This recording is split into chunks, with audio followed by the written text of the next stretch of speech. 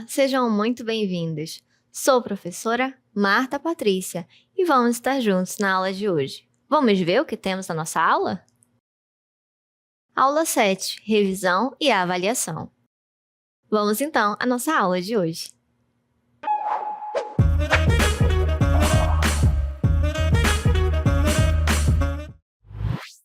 Muito bem, então hoje nós vamos revisitar aquilo que estudamos nesta unidade. Para começar, vamos trazer aqui algo como o nosso cenário já mostra.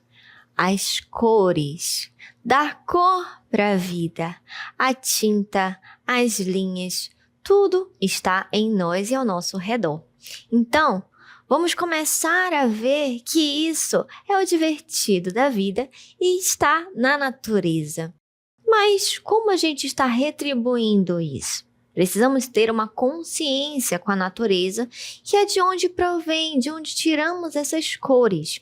E hoje, além dessa consciência com o nosso meio ambiente, também vamos entender um pouco das cores, suas teorias, produções e aquilo que sentimos, que vemos e ouvimos.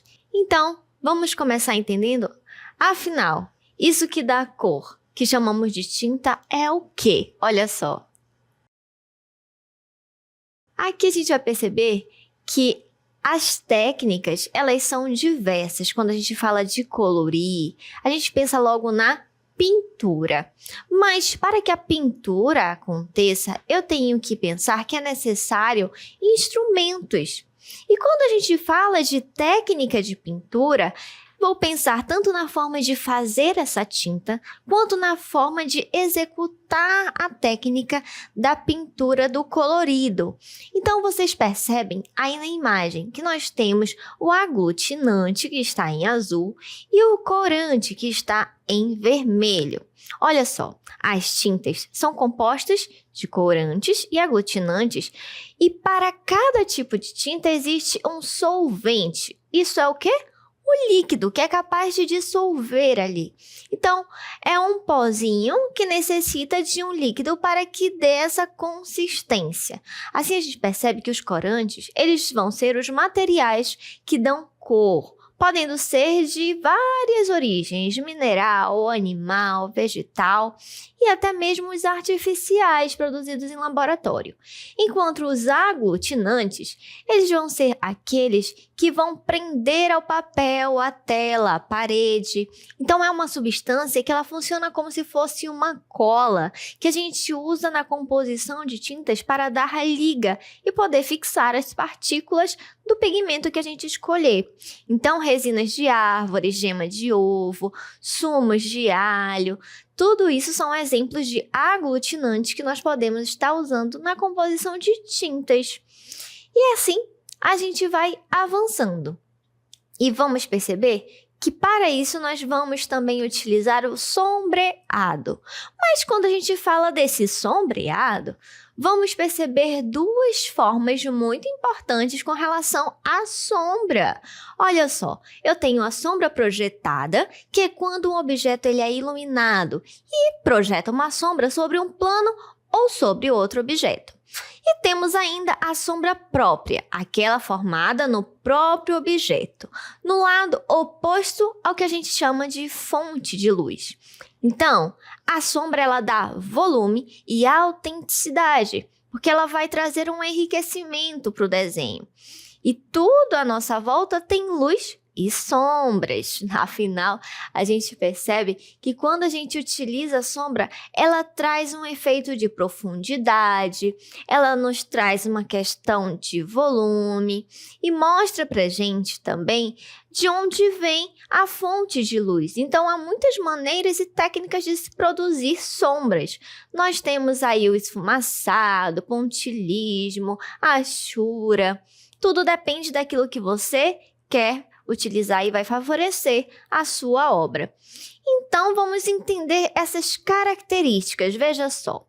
Aqui a gente consegue perceber que a luz do sol ela contém todas as cores. Conforme o horário do dia, a época do ano, ela pode ser percebida de forma diferente. Então, no entardecer, a gente já olha aquela coisa mais avermelhada. Enquanto a gente percebe que temos cores que elas dependem da luz que ilumina o objeto e do modo como ela reflete nos nossos olhos. Eu trouxe isso de uma forma mais visual, olha só. Aqui a gente consegue perceber por esse prisma. E quando a gente fala do prisma, esse cara aqui que descobriu que a partir da fonte de luz branca vai trazer ali um fractal com vários espectros.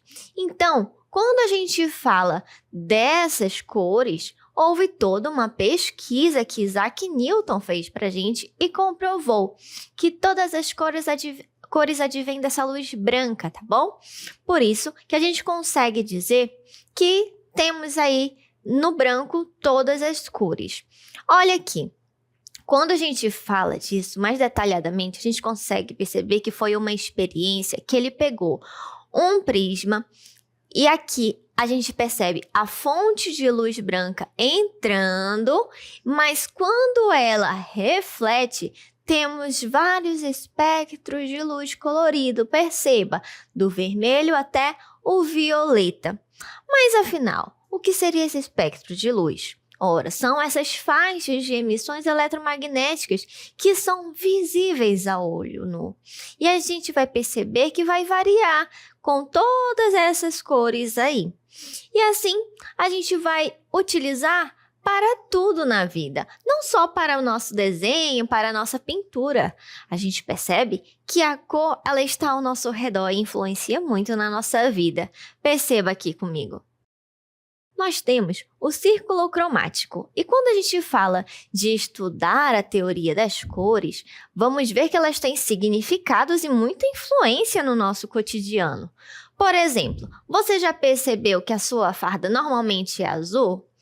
Por que será que a sua farda é azul? Olha só, o azul ele traz confiabilidade, segurança, credibilidade, calma. Então, é o mais adequado para estudar. Afinal, se a gente fosse estudar com amarelo, ia ser bem agitado, né? Estimulante, expansivo, todo mundo ia querer estar energizado fazendo as coisas. E ia ser difícil até de se concentrar. Então, a gente percebe que as cores, elas não são apenas aquelas coisas para colorir de forma aleatória. Elas trazem consigo uma percepção. Nós temos até a psicologia das cores, que influencia muito hoje em dia. A gente utiliza no cinema, nos desenhos, em tudo que a gente faz, a influência da cor. Então, vamos aqui avançando e reconhecendo no nosso círculo cromático. Perceba que no meio dele nós temos aqui as cores primárias e secundárias. E nós também já vimos essas formas de organização das cores. Então vamos só relembrar aqui que temos aqui as cores frias, que essas que estão em azul aqui, que são para tendência mais escuras. E as cores quentes, aquelas mais claras, mais vivas. Seria como se a gente estivesse falando do verão e do inverno. Mas também podemos combinar essas cores. Às vezes parece que não tem nada a ver, mas elas podem ser complementares. Dentro daquele círculo cromático, se eu colocar de um lado para o outro, vamos perceber que o azul combina com o amarelo, que há algo ali que vai trazer uma harmonia, mesmo que pareça gritante a diferença. E ainda temos essas cores que podem estar fazendo composições, perceba, se eu pular uma casinha para o lado, ela vai continuar combinando. Então, eu posso brincar com as cores, utilizar no meu dia a dia e quando eu quiser variar, utilizar mais de duas cores, eu posso fazer tríades. Perceba que assim como nós vimos no triângulo, a gente consegue fazer também esse triângulo nesse círculo maior, que eu vou enxergar as combinações, que elas parecem opostas, mas também se conversam. E ainda posso ter as análogas, pulando como se fosse um degradezinho. Elas vão se combinando e eu posso brincar e trazer uma paisagem diferente. Mas será que a gente precisa só entender de paisagem visual? Sabia que a gente também pode entender de forma sonora? Olha só. Tem um cara chamado Murray Schafer. Ele fez um estudo na década de 90 e ele trouxe para a gente uma forma diferente de enxergar as coisas a partir dos sons e ruídos. Para ele, ruído é qualquer som que interfere ou atrapalha aquilo que se quer ouvir. Então, ao estabelecer a noção de paisagem sonora, Schafer apontou para as possibilidades de expandir e perceber do ouvido humano em relação à realidade sonora que nos cerca. Ele até sugere que podemos escutar e analisar cotidianamente os sons e reelaborá-los em composições musicais. Olha só essa imagem da chuva, não é lindo? Todo mundo gosta de admirar a chuva. Mas aqui tanto é bonito de se ver quanto te ouvir. Então aqui a gente tem um exemplo claro de paisagem sonora. Porque quando a gente fala de paisagem sonora, é agradável aquilo que se vê e aquilo que se ouve. Então, nós temos que perceber uma sensibilidade, saindo daquele padrão de enxergar a paisagem apenas num quadro, mas também naquilo que a gente pode imaginar. Já que eu estou ouvindo, eu posso usar o meu imaginário, a minha criatividade. E a gente percebe isso no nosso cotidiano, veja só. Quando a gente fala do som, que é essa vibração que ela vai se expandindo. Perceba no exemplo aqui, o cachorro ele vai latindo e as ondas sonoras vão expandindo, chegando até o rapaz. E ele consegue identificar que é o cachorro dele. Então, a gente sabe e percebe a partir da vibração. E aquilo se transforma em uma informação e reação. Então, o som, ele também possui suas características. Vejamos. Aqui nós temos a altura, duração, intensidade e timbre. Olha só que a altura, ela não é aquilo que às vezes a gente fala, diminui o volume, tá muito alto. Não, Nanina, não. Aqui a gente vai falar e entender da altura em seu conceito, onde ela pode ser grave ou aguda. E a duração, que é essa vibração, que pode ser mais rápida, mais curta, moderada. Quanto à intensidade, que será o que a gente chama de volume no popular, que vai realmente perceber aí de forma muito clara ao seu ouvido. E o timbre é o que diferencia, é como se fosse a identidade, aquela característica própria. Quando eu sei que há uma flauta que difere de um piano, quando eu sei que é a mãe chamando e não a irmã.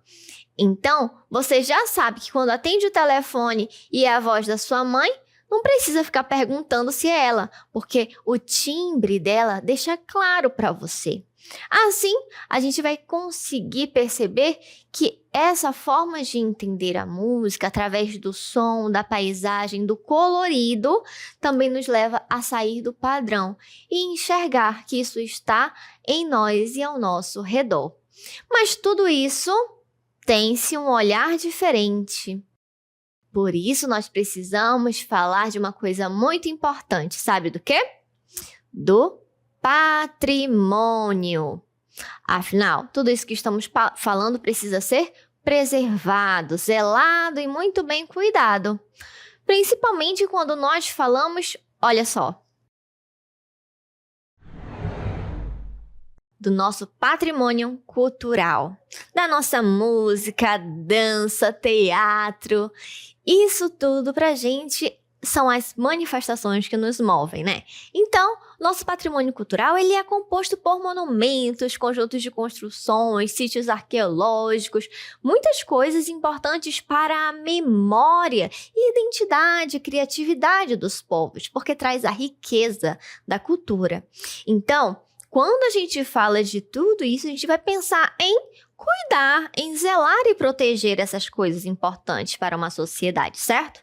Então vamos começar enxergando o patrimônio cultural material. Perceba que aqui nós temos uma legislação que ampara.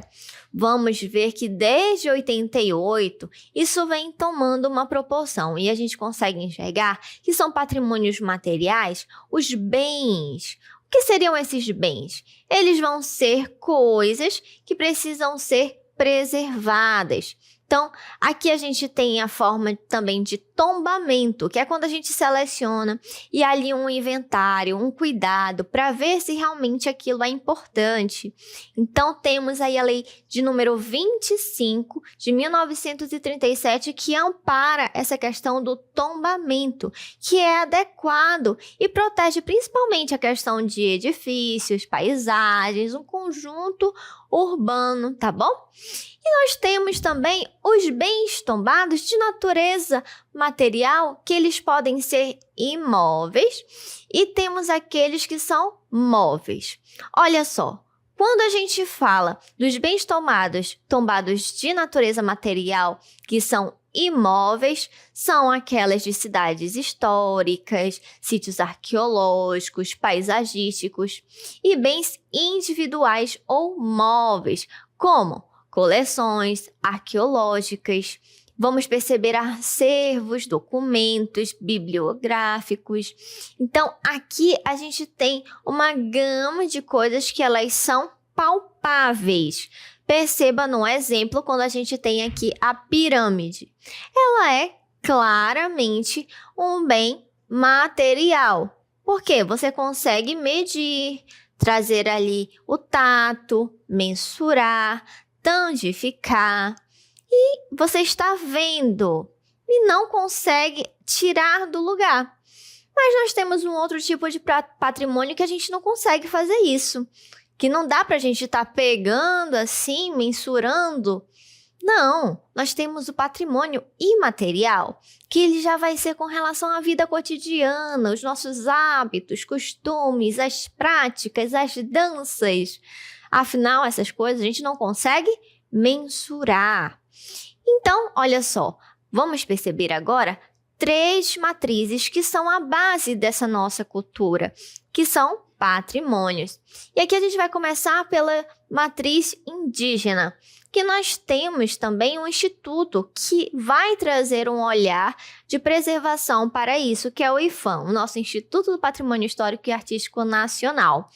Então, é um acervo que vai trazer a preservação dessa cultura tão importante para nós. E vamos vendo aqui agora a matriz africana. Perceba que quando falamos dessa cultura, vamos perceber algo que se tornou até o ícone do Brasil. Quando falamos do samba, estamos lembrando logo do nosso gingado, daquilo que é brasileiro. Mas isso é uma herança que nos foi deixada dos nossos povos afro. E aqui a gente vai perceber que vai estar presente não só o samba, mas muita dessa influência, que também é guardada pelo IPHAN. Afinal, é nosso patrimônio imaterial. E isso é um exemplo. A nossa dança, a nossa música, a capoeira, essas coisas, elas podem ser consideradas patrimônios. Então, uma vez que esses são sustentados, preservados, é necessário que a gente também tenha ali um cuidado a mais de preservação, não é mesmo? E tá chegando alguém aqui comigo, olha só.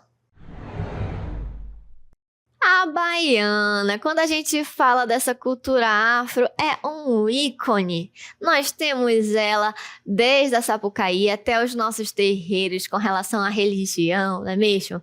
Então, é uma herança enorme que nos foi deixada. E quando a gente fala de trazer esse ícone da baiana, ela tá em tudo. Tá na nossa música, nas letras, nos poemas, nas comidas, não é mesmo? E assim a gente vai lembrar que é uma forma de enxergar que nós somos um pedaço de cada coisa. Vamos sendo forjadas com os nossos ancestrais. E ainda temos mais uma contribuição, veja só. Aqui é a contribuição das matrizes europeias. Essas bandeirinhas, as casas coloridas, você não imaginava? Olha só, foram os portugueses que trouxeram essa mudança para a gente, como uma novidade, né? Então, aos poucos, o Rio de Janeiro e outras partes do Brasil foram modificadas para que a família real pudesse viver por aqui. Então, foram várias influências barrocas, românticas, rococó e, é claro, moldaram muitas das construções da época. Mas tudo isso que a gente está falando é importante porque parte da nossa forma de expressar. Então, vamos ver a questão da comunicação em tudo isso. Afinal, a arte serve para a gente comunicar uma mensagem, que a gente pode fazer isso de diversas formas, mostrando várias ideias. E aqui Penteado nos mostra que essa comunicação, ela é imprescindível, porque está em nós, é essa necessidade de expressar por palavras também. E não somente, mas temos aí as várias artes, escultura, pintura. Então, avançando, nós vamos perceber outras formas que utilizamos, principalmente quando colocamos a criatividade. Então, existe aqui também uma forma de pensar que a criação, como coloca aqui Molle Zicaldi, é um processo que vai provocando a gente a trazer algo novo, aquela novidade. E como é que a gente começa fazendo isso? Eu trouxe aqui um começo, ou seja, uma possibilidade de caminho, que a gente pode pensar numa ideia e a gente vai amadurecendo essa ideia que a gente chama de saturação na primeira etapa. Afinal, nada surge do nada. É preciso uma pesquisa, é preciso que a gente vá atrás. E depois a gente coloca a mão na massa com a segunda etapa, a produção, realizando aquilo. E ao terminar a obra, a gente tem a liberação, quando eu entrego para a sociedade e aquilo está finalizado. E aí a gente percebe que é necessário trazer também a reflexão algumas coisas. Ora, o que seria essa ideia que acontece lá na saturação? É o que a gente chama de insight, quando vem aquele conteúdo significativo para você, que parece que estava só esperando o momento certo. E assim a gente vem para a elaboração, que é colocar essa ideia, esse conteúdo de forma real. E depois eu uso a inspiração, que eu vou trazer sentido, vai ter significado. Então, nós vamos perceber que é trazer um desfecho para esse fazer. Olha só, avançando, nós vamos perceber que eu posso colocar isso de forma diferente, utilizando hoje a nossa tecnologia, porque afinal, nós temos uma forma diferente de liberação. Se nós temos isso, vamos utilizar a nosso favor, não é mesmo? Então, já que estamos falando dessa tecnologia, como seria esse processo criativo na mídia? Trouxe aqui 4 formas de fazer. Primeiro, a questão da preparação, depois eu vou para a incubação, que seria também aquela maduração da ideia, eu pensar, dar tempo ao tempo. Terceiro, a iluminação. E o quarto, eu vou aprimorar aquela ideia. Então, nós podemos fazer de uma forma mais prolongada também, em 4 etapas. E aqui a gente vai perceber, então, que eu posso divulgar isso de diversas formas, de forma colorida, com várias formas, cores, música, som. Afinal, essa comunicação é um encontro de informações e, claro, a gente vai buscar a tecnologia para nos favorecer. Quando nós colocamos a questão das cores, do som, da criação e da preservação de tudo isso, vamos pensar que é nos forjar, trazer aquilo que está dentro de nós. E assim nós vamos construindo a nossa história e preservando aquilo que nos foi deixado. Por isso, o mais importante é você não se delimitar. Permita-se experimentar, principalmente na hora de criar. Assim, vamos chegando ao final da nossa aula de hoje.